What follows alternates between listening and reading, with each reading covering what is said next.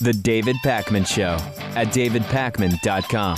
A new study says that spanking increases the odds of mental illness. Let's go through some of these numbers here. A recent study that was led by Canadian researchers says people who were hit or spanked as children face higher odds of mental ailments as adults, including mood and anxiety disorders and problems with alcohol and drug abuse.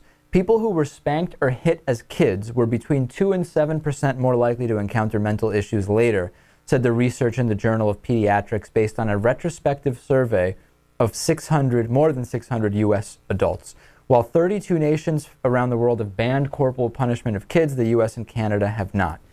I don't buy that this is a direct correlation or rather that it's a causation. We are seeing the correlation, but I don't know that this really tells us about causation. And Natan had a theory about this actually as to why, saying maybe it's more about heredity connected to what parents are more likely to do the spanking. Right, Natan? Explain that to us.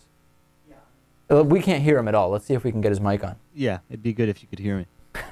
I mean, I guess the point I would make is that it's possible that there are other factors that would explain why these would be correlated. Like, for example, obviously this might not be the case, but it's just a possibility that if the parents are the type of people, if the type of person that spanks is more prone to being mentally ill, then it's to follow that maybe their children, whether they're spanked or not, just being biological children of people like that. By heredity. Exactly. So it'd be interesting to see if adopted children whose biological parents are like this, if the correlation persists with them. The other thing, Lewis, is that when you're saying this is based on around 600 people and that it's 2 to 7% more likely, those numbers are not striking me as that powerful. Yeah, this is such a Well, negligible... no, both of you are wrong on that front.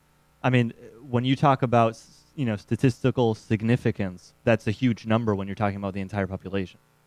We're talking about 600 people. What I'm saying is if it applied... That's a pretty big sample. If it applied to the whole population, it would be a pretty big sample. But what I'm saying is it's very common that you have a political poll with around 11 or 1,200 respondents with a margin of error of 3%.